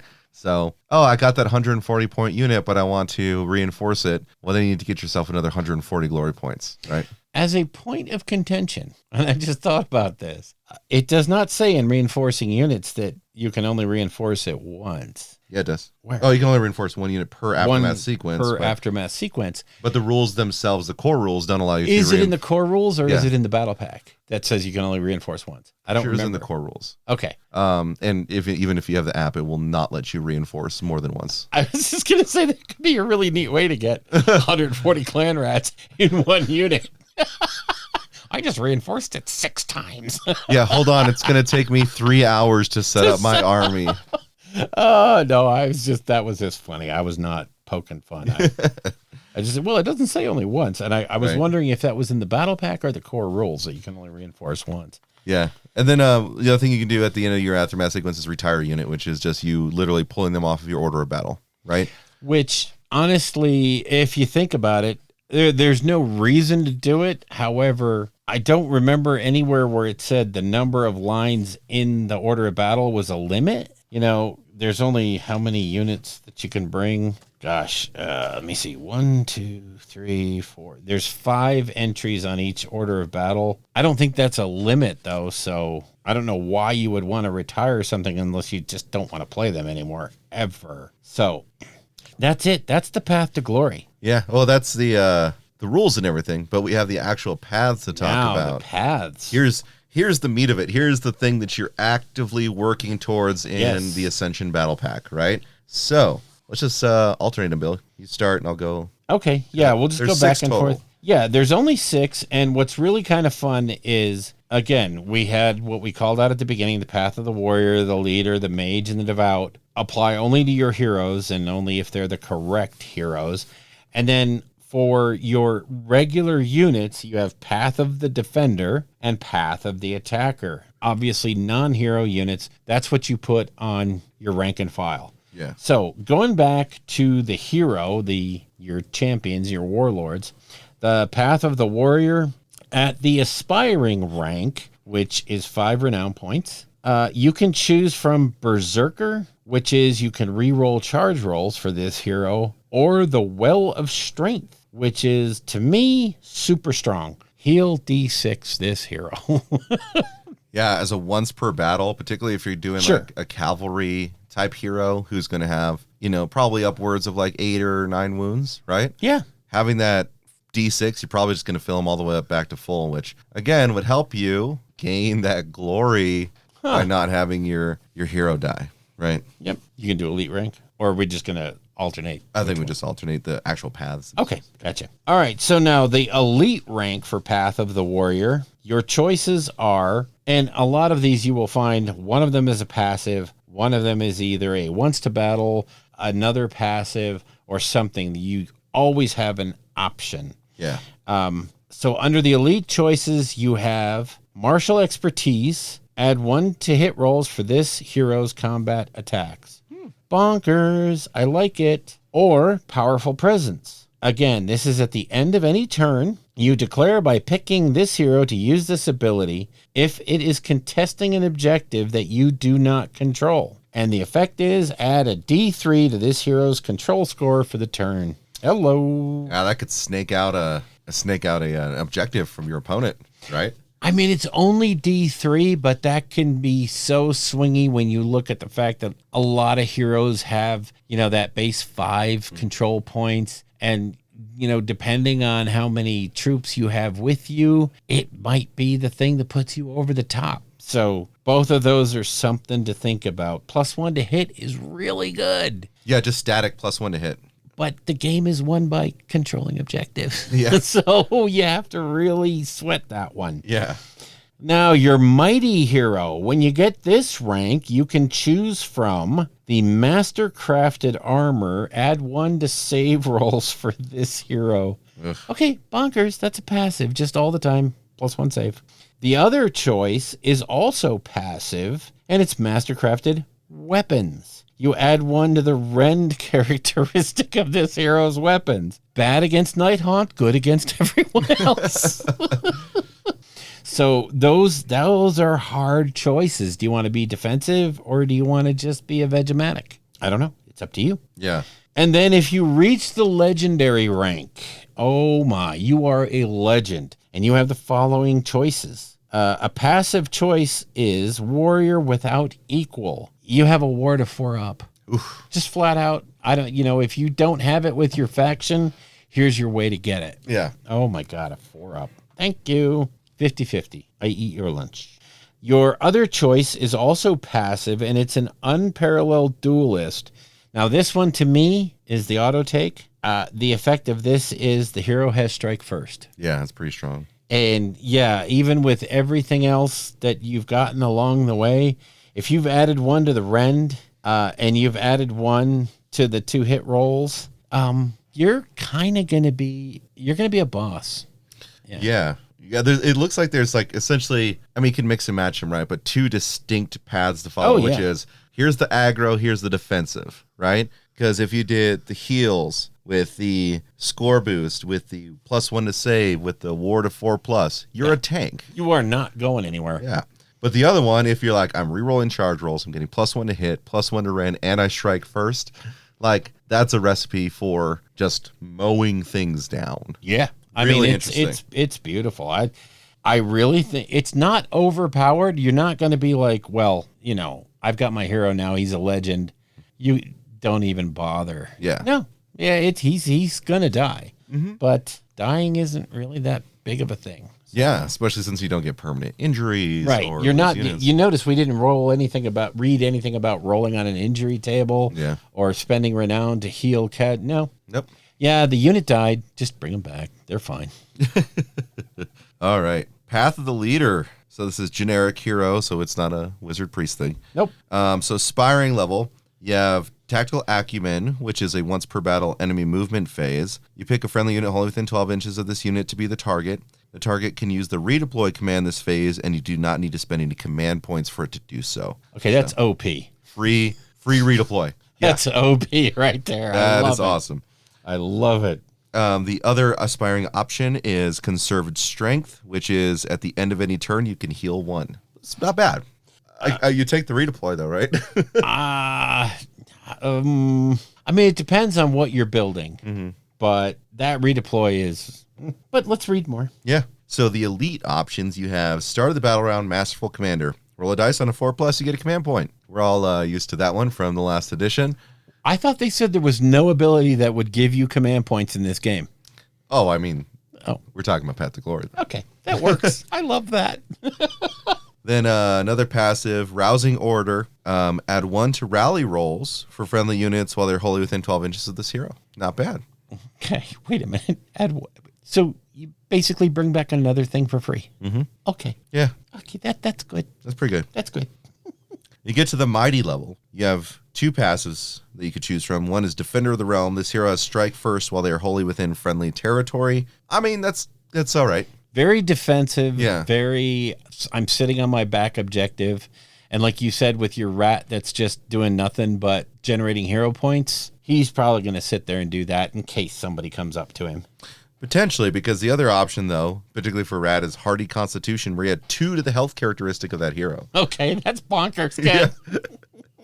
Just a +2 health. Are you kidding me? That could be like a 33% upgrade for most heroes who are like 6 wounds, right? Yeah, exactly. Going from 6 to 8 is a actually very significant difference. Yeah. You can't roll that on 1d6. No. So you can't. So then you get to Legendary, like the Warrior Compatriot, you get Destined for Greatness, which gives you a ward of 4+. And then Inspiring Leader, oh my God. Yeah, this is so off the hook. Add 3 to the control scores of other friendly units while they are contesting the same objective as this hero. Yeah, that could be just... That's a game winner ability, right? Like, not dying is cool, but... you're around 3 other units. You get 9 additional control score whenever they're just chilling with that hero. Yeah. Yeah. I'm telling you, between the Path of the Warrior and the Path of the Leader, to me, the Path of the Warrior is very cut. You're going to decide early out what you want your guy to be, and you're just literally going to tick these off as you get them. The Path of the Leader is going to be hard to... These are so good. What do I... Oh, my God. I love that Path of the Leader. Oh, me too. Love it. The next 2 paths, we're getting into the Wizard and the Priest. These are spicy. Very spicy. So I'll do the Mage. Okay. So when you have an aspiring Mage, your first choice is a passive dedicated practitioner. Add 1 to casting rolls for this Wizard. If you're going for one of those ones where you need an 8 up, now you need a 7 up. Okay. What? Yeah, that's good. Okay. Okay, and the other passive is Eldritch Ward. If a casting roll of 10 plus is made for this Wizard, they have a ward of 5 up until the start of your next turn. Okay, now that is really nice. I think, personally, I would take the casting rolls, the +1 to casting rolls. Yeah, it's just consistent. Like, you're not trying to hit a high... Like, a 10 plus is a 10 plus, right? That's not going to happen all the time. It's a cool, flavorful ability, but if you get static +1 to casting rolls, I'm just taking that every day. Exactly, every day. Now, your elite choices are Mystic Shield in your hero phase, and that casts on a 6. It's a spell. It casts on a 6 up. It's Mystic Shield. Pick a friendly visible unit wholly within 12 inches of the wizard to be the target. Casting roll of 2d6, and again, it's a 6 target. You give them a ward of 6+. Not great, but it's there. The next one, though. The other choice is Arcane Conduit. And this one has a casting value of 3. Okay. So make a casting roll of 2d6. Until the end of the phase, add 1 to casting rolls for friendly units. It doesn't say where, though. Oh, my God. It's just everywhere. It's just everywhere. Just everywhere. Including yourself. It doesn't say other friendly units. Till the end of the phase, add 1 to casting rolls for friendly units. So once you get this off, you do the rest of your spells. Yeah. It's just bonkers good. So under the Mighty Wizard, you have the choice of Magical Insight, which is once per phase reaction. And the reaction is this wizard successfully casts a spell. You will heal D3 on this wizard. So just for casting, you're going to heal. Yeah, I think that's really good, particularly in the enemy phases when you are doing an unleash spell. You know, I think that's a really good one. It really is. That's so good, and it's literally rewarding you for what you're going to do anyway. So, and the other choice under Mighty is an Arcane Familiar. It's also a reaction, and you declared a spell for this wizard. So whenever you cast, what's the effect? Reroll 1 of the dice in the casting roll. Or consistency. Yeah, when you roll that 6 and that 1. Yeah, okay. It's coming. Yeah. It's coming. That's the better one, I think. Yeah, I think so. Although I do like that heal D3. That's like constantly topping off. Because it's you successfully cast a spell, period. So if you're a 2 caster, that's huge. Yeah. But then again, you spent a lot of points on that guy. Anyway, the legendary choice for the mages. These are good. These are good. Each choice it has a casting value of 8. So a little hard, but you've already got the +1, so there's 7s. The first one is Eldritch Cataclysm. You pick a visible enemy unit within 15 inches of this wizard to be the target. Casting roll of 2d6. The effect is you roll a die for each model in the target unit. For each 4 up, inflict 1 mortal damage on that unit. Can you say Screen Killer? Yeah, okay. That's pretty good. And obviously, you will probably have taken the +1 to casting rolls. So that's going off on a 7. Unless you cast if you're a double caster, you cast your previous spell and you get +1 to casting rolls. Oh, boy. What's going to be really annoying is when you got someone who's got a chain of wizards and, they're like popping off like arcane conduits like crazy. Yeah. Okay, and the other choice is Sunder the Earth. Again, it's a casting value of 8. Pick a point on the battlefield within 18 inches of the wizard. Roll 2d6. You're looking for 8s. Effect. Draw a line between that point and the closest point on the wizard's base. Inflict D3 immortal damage on each unit that the line crosses. Roll for each. So you basically have a Marvel Crisis Protocol beam weapon. So, yeah, if you can set yourself up in the right place, that can be devastating. Yeah, 100%. Okay, next one is... One thing I did want to cover about that is it says inflict D3 mortal damage on each unit the line crosses. That doesn't mean you're immune. Yeah, you're essentially just causing a rift through the earth, you know, so if anyone's standing there, it's not like, oh, I'm friendly, so I'm cool. Yeah. Blah. Even though it ripped open and sucked a few dudes in. The earthquake didn't get me. Yeah. Oh, goodness. Path of Devout. At the aspiring level, you have focused meditation, which is deployment phase. The priest gets D3 ritual points. So right off the bat, you just get D3 to start with 3. Yeah. Oh, and you need 4 to get a spell? Oh, interesting. Yeah, right. Then the other passive is Divine Blessing, which gives you a ward of 6+. Depending on the faction that you're in, though, you may already have that. So exactly. Starting the game with a little extra ritual points is probably where you're going. Yeah, it's going to depend on who you are. But all right, so the elite level, so we got 2 prayers here, one of which is bonkers.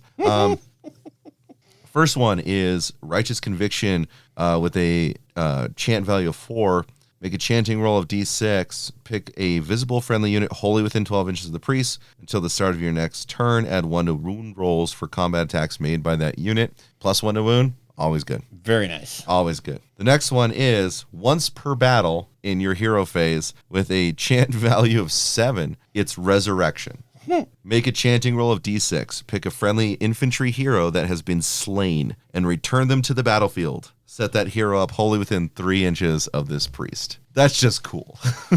And importantly, this is a resurrection. This is not a replacement so it's not covered by that other rule that says they don't get their stuff. Yeah. No, this is return them to the battlefield. Bring your warlord back, he's got all of his enhancements and toys. Yep. So, yeah, just keep that in mind. That can be huge. Yeah, I mean, you start out with a little D3 extra ritual points, and keep in mind though, if you are doing or playing a priest, that whenever you finally dump your ritual points, or whenever you actually try to chant a prayer, you dump your ritual points. Yeah.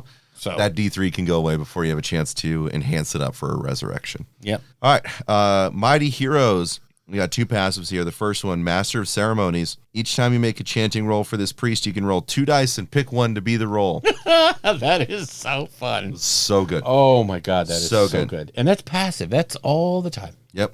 The other passive, Hollow Champion. Friendly units have ward of 6+ while they're wholly within 12 inches of the priest. Again, depending on your faction, it might not be. Very faction dependent. Yep. Yeah. Legendary. So we get 2 options, the Rituals of Life and Death.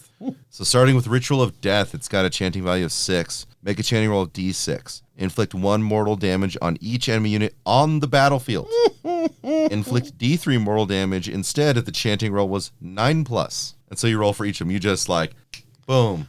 Everyone on the board just takes D3 to the face. That's so bonkers. Right? I absolutely love it. Ritual of Life. It is chanting value of 8. I don't know why it says pick each friendly unit on the battlefield. It should just say every friendly unit on the battlefield heals 1. But if you have a chanting roll of 9+, it heals D3 to the entire board. That's just so wrong. I want both of those. Don't make me pick.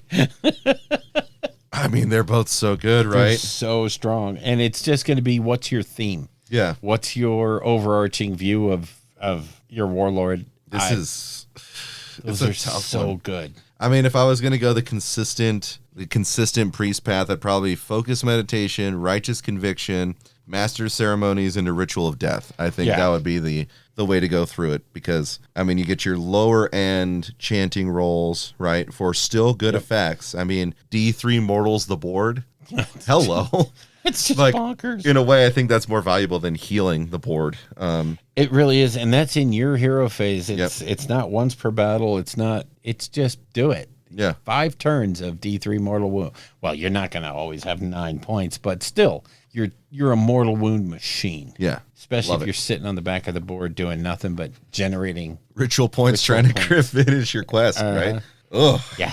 Yeah, you can spend the first 2 games doing nothing, but just I'm a ritual battery. Yeah. Okay, now for your units, for your non-heroes. You have two paths, defender and attacker. So the defender path, as an aspiring unit, you have a choice of Harden Resolve, which goes off at the end of any turn. Heal 1 this unit. Not bad, not bad. Can be fun. Pretty good. And you have the passive Steel Discipline, which is when this unit uses a retreat ability, no mortal damage is inflicted on it. Hello, Daughters of Cain. I mean, granted that you almost always have the retreat and charge ability from your army, but when you don't, here it is. So under elite choices, you have, again, not going to keep saying it, but two choices. The passive is Uncanny Survivability.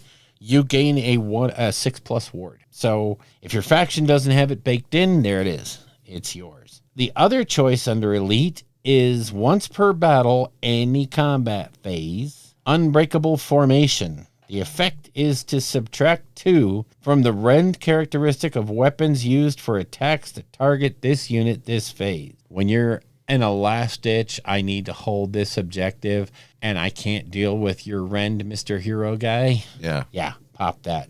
Again, super situational. If your army already has the ward of 6 up, then this one's it's a no-brainer.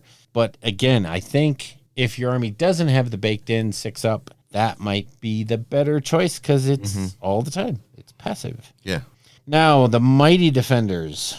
If you reach Mighty rank, you have 2 passive choices. Mighty Custodians. Effect is to add 3 to the control score of this unit while it is contesting an objective you control. So, yeah, I like that. That's very, very nice. If you combine that with somebody from the Path of the Leader, where you're adding 3 to that, you can end up with just crazy numbers of control points. Yeah, definitely.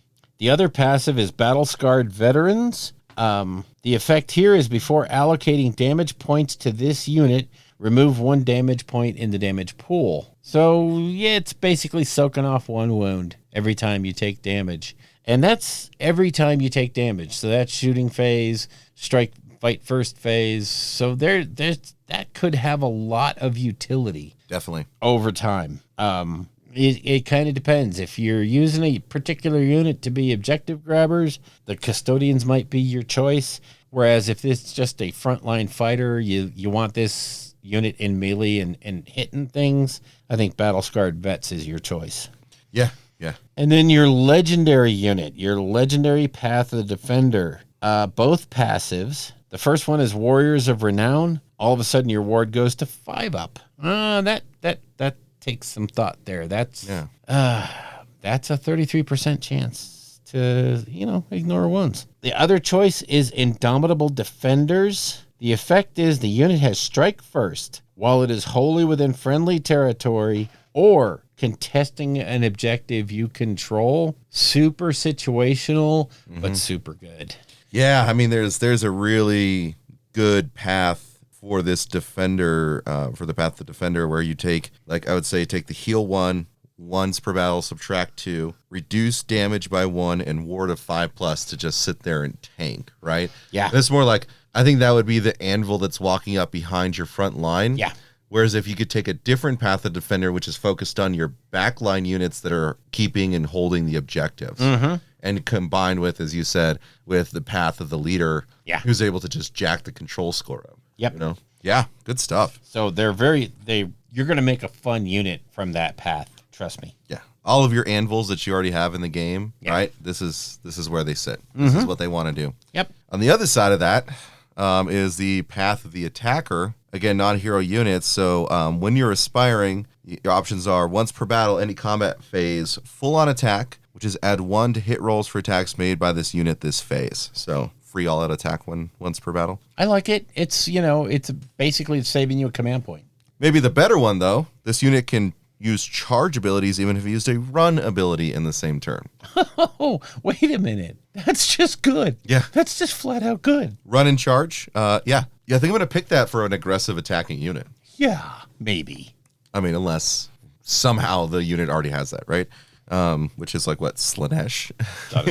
Oh, yeah. So Slanesh. Yeah. All All right, so under the elite, you have a once per battle in the deployment phase. This is an interesting one. Mm-hmm. You pick an enemy unit, and that unit gains the quarry keyword. Add 1 to wound rolls for attacks made by this unit that target the quarry. That's not bad. That's really fun and spicy. That one's going to be, it depends on you. It depends on the group that you're playing with. Yeah. If you have like a couple of Sons of Behemoth players, that's going to be big. But if you're just playing, all comers kind of, it's going to be hard to pick the right quarry unit because you could be denied easily. So, well, I think the passive one that you get would be better for Sons or against Sons. Monster Killers. Add 1 to damage characteristics of this unit's melee weapons for attacks that target a monster. Okay. Yeah. I'll take that. Yeah. I'll take that. Those elite choices are very situational. Yeah, and they can be really good. Yep. Well, when you get Mighty, you have 2 options. Mighty Conquerors. Add 3 to the control score of this unit while it's contesting an objective controlled by your opponent. Yeah, so as you're aggroing up the board, because you can run and charge. Yes. Right? And maybe you even picked your quarry on the back of the table. Well, this way you get there and you get +3 to that control score. Very important for your aggressive units. So makes sense, right? Yep.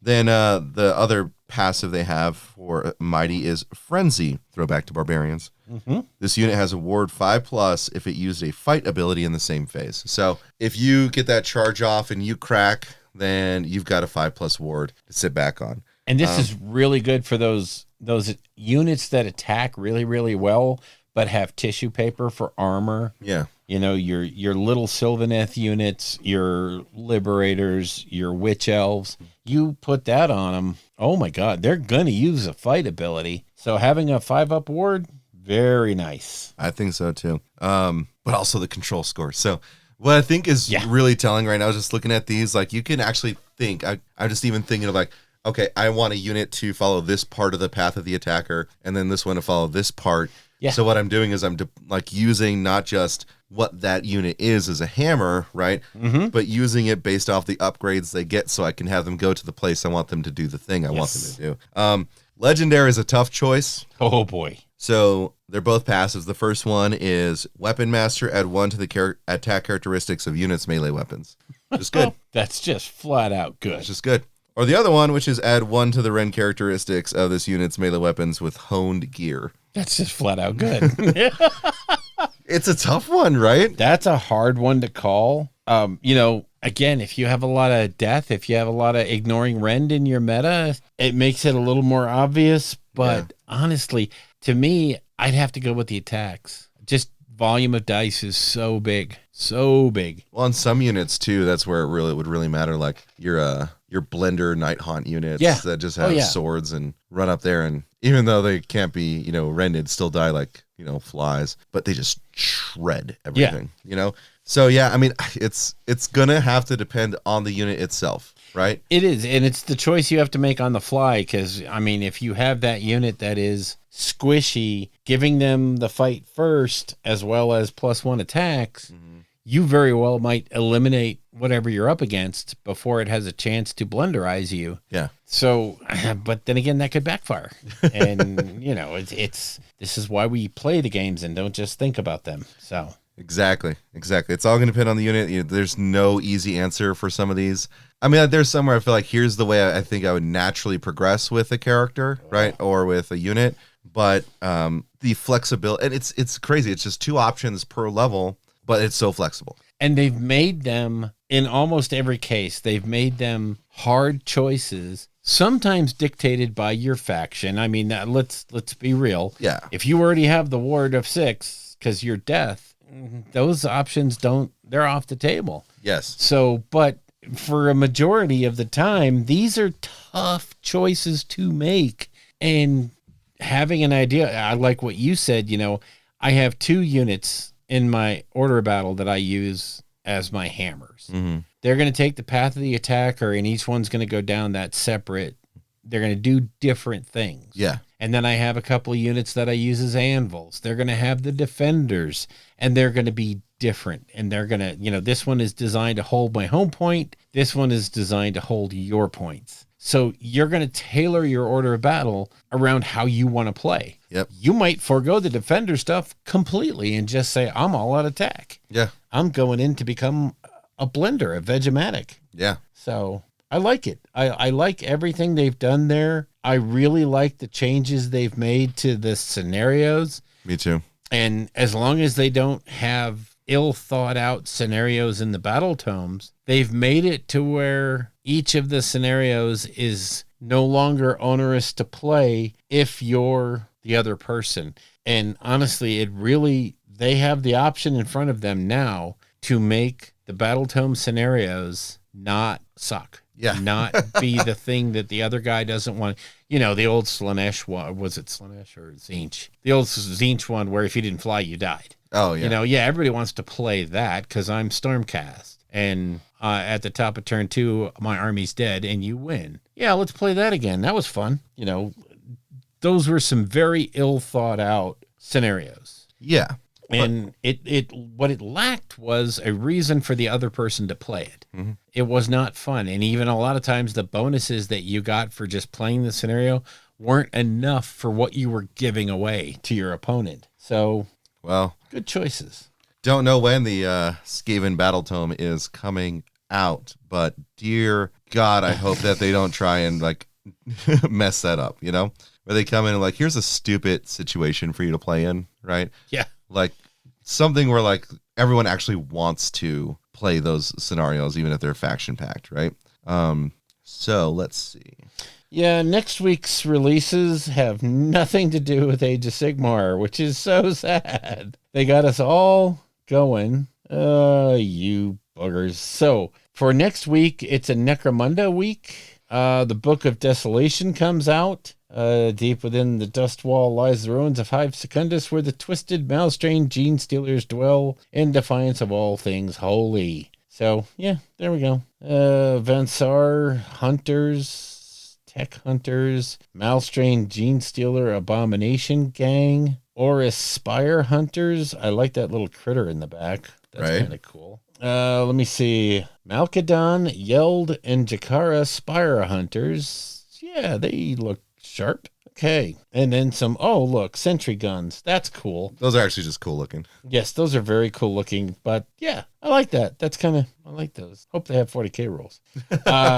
You also get Yagaloth, Master of Whispers. While everyone is busy hunting for powerful new technology in the Underhells, House Delak continues to embody the will of the Silent Ones. And this guy does that. That's a very cool model. I like that look. Yeah. That's I just want it. I mean, that would be a really cool those little wrist blades. Those are the wrist blades, the sword, just the whole aesthetic makes me think of like Imperial Agents or even like something you could just use that in AoS too. Like it's just so cool looking. He's a witch hunter, type thing. Yeah, he's cool looking, and that sword is very impressed. And then you get Necromunda cards for the Spire Hunting Party Gang Tactics cards. Old World, they're starting to do some trolls. Dwarf King with Oathstone, Dwarf Slayer of Legend. Oh my God, that's the old, what's his name model? Huh? Okay.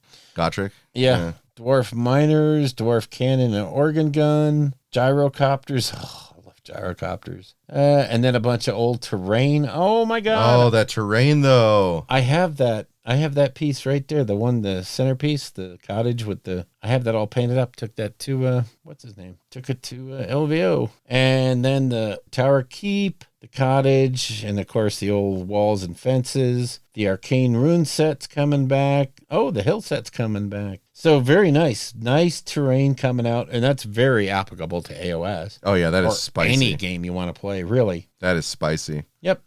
Conquest? Yeah. Oh, those are perfect for Conquest. Oh, yeah. Oh, yeah. Particularly the hills. I really like the hills. Mm-hmm. Oh, my God. Yep. They're nice. Hello.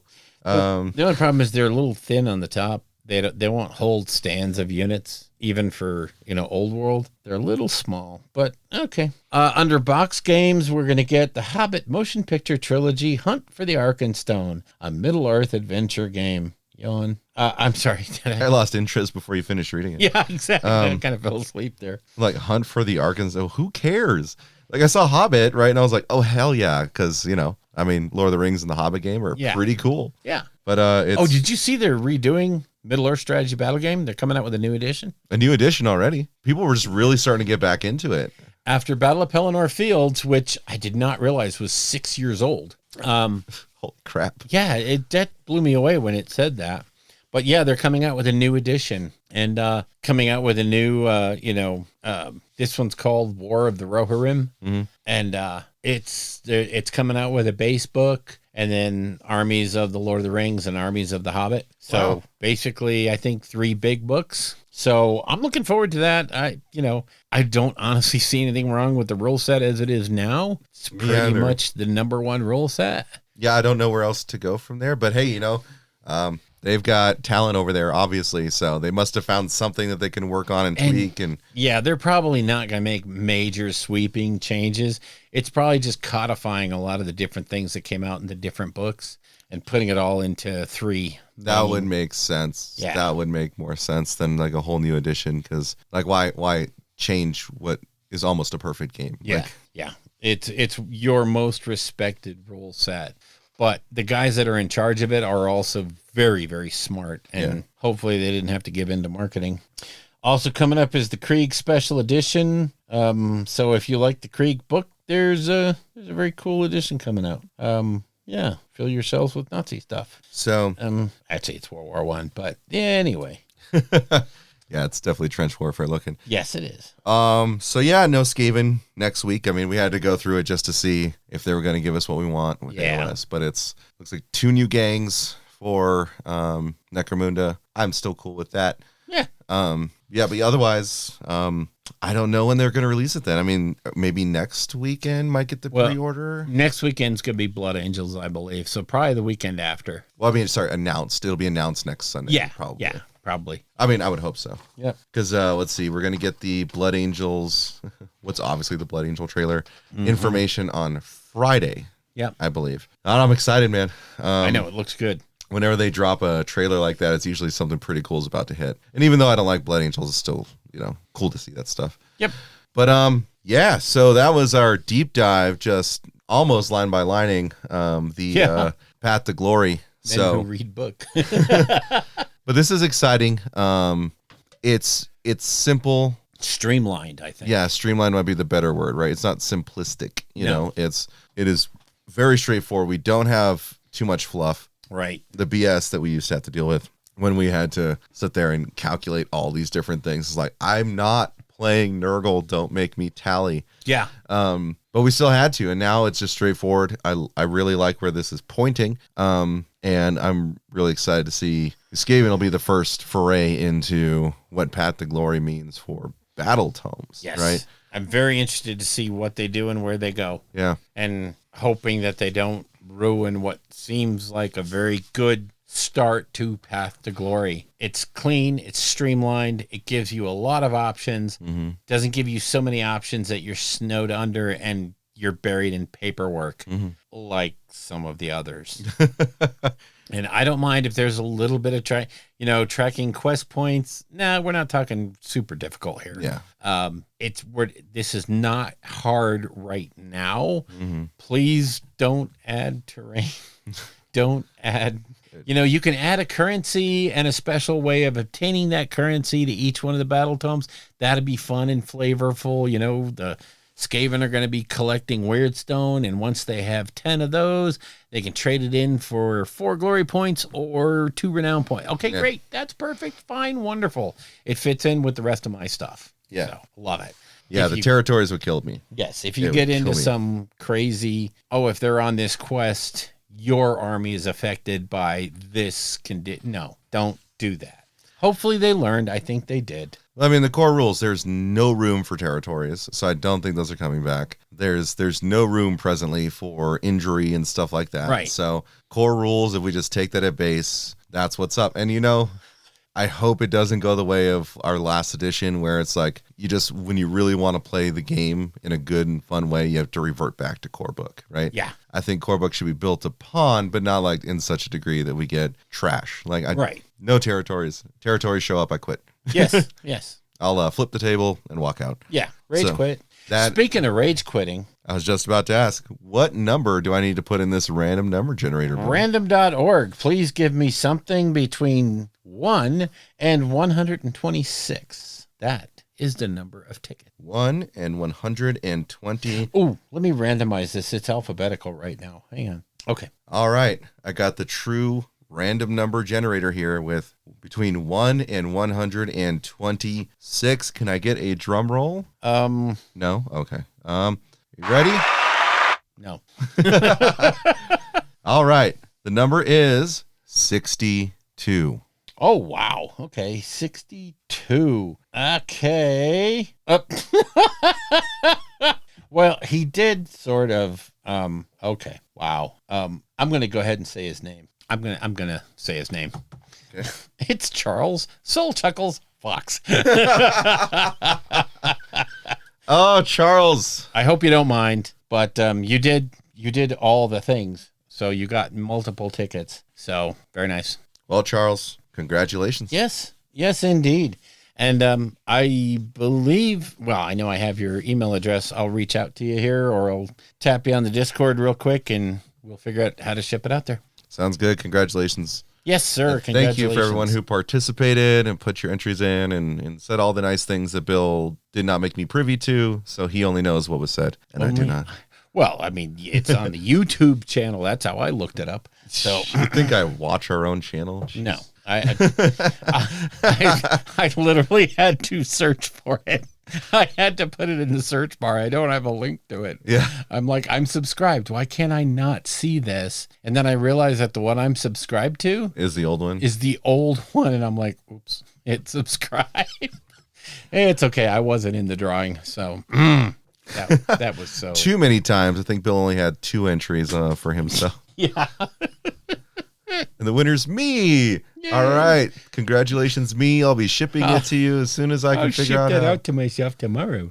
Yeah. Okay. So, Path to Glory looks promising. Skaven looks promising. 4.0 is marching along and looking beautiful. So I'm excited for what happens next. So goodness knows what's going to be available for us to talk about in a couple weeks. But we'll leave that for another time. And I guess if you're going to join us, we'll see you after dark. The music in the show is used courtesy of Kevin MacLeod at Incompetech.com and is used under the Creative Commons license. The Rolling Bad podcast itself is protected under the Creative Commons Attribution 4.0 International License. Information for this license can be found at creativecommons.org.